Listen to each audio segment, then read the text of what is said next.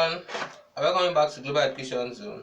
And in this fourth episode on algebraic processes in our mathematics for SS1, Senior Secondary School 1, we are going to be talking about quadratic equations. So now, first of all, before we talk about quadratic equation, let's talk about some special types of algebraic expression known as quadratic expression. So let's talk about the method of factorization. So how do you factorize an algebraic expression, which is also quadratic?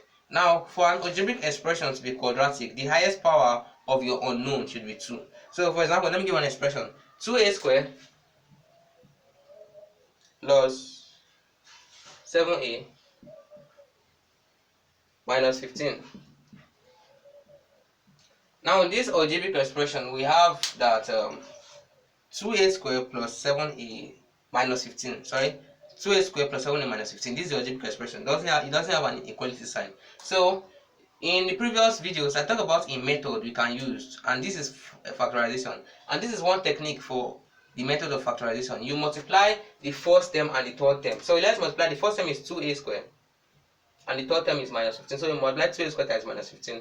That will give you minus 30a squared.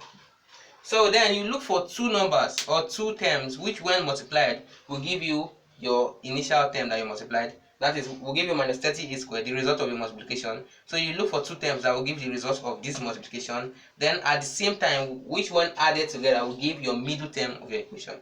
So you can try different terms. You can try minus 15 and 2, because minus 15a times 2a, that will give minus 30a. But when you add it to give you minus 13a, which is wrong. So that was wrong. We can't use minus 15 and 2. Let's use 5 and 6. If we use minus 5a and minus 6a to give us their product, will give us minus 5a and plus 6a. Their product will give you minus 30a squared, which is this, correct? But their addition will not give you the middle term.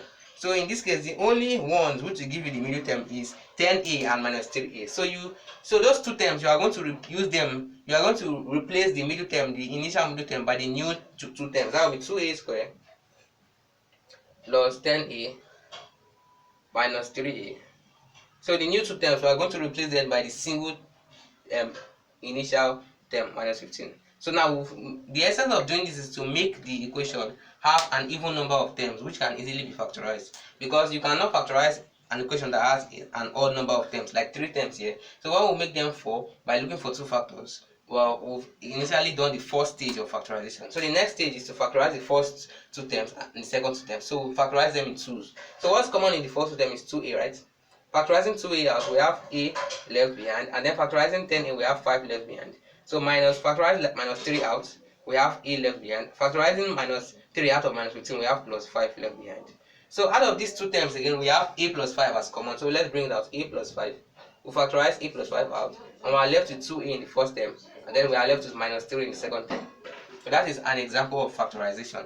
So let's take this further by, if we change this into an algebraic equation, if we say this is equals to 0, this is called a quadratic equation. And in this quadratic equation, after equating it to 0, we can also equate this one, the factorized version, to 0.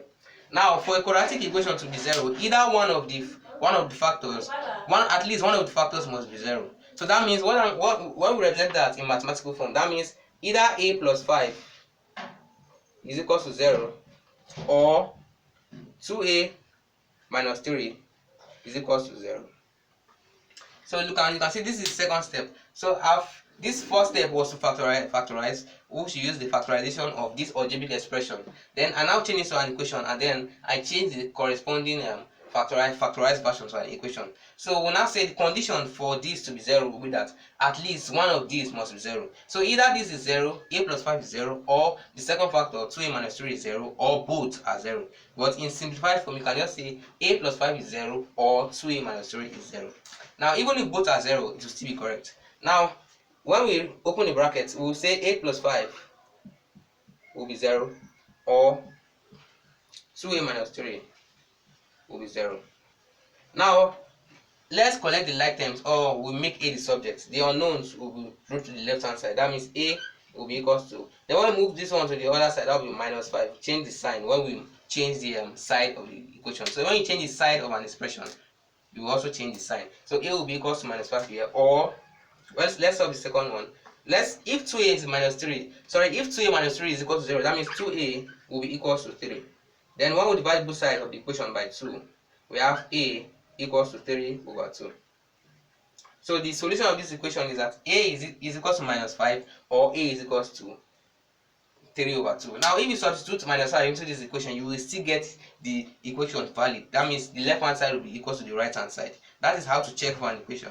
So if you've forgotten how to check, I did that in the early versions, in the early episodes of algebraic processes. So then if you also substitute 3 over 2, you also get it. You can also check it yourself. So I'll give you as an assignment. You can check the validity of this equation. You will see that it is actually correct. So a is either a is minus 5 or a is 3 over 2.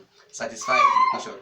Now this is the way we solve a quadratic equation using this method.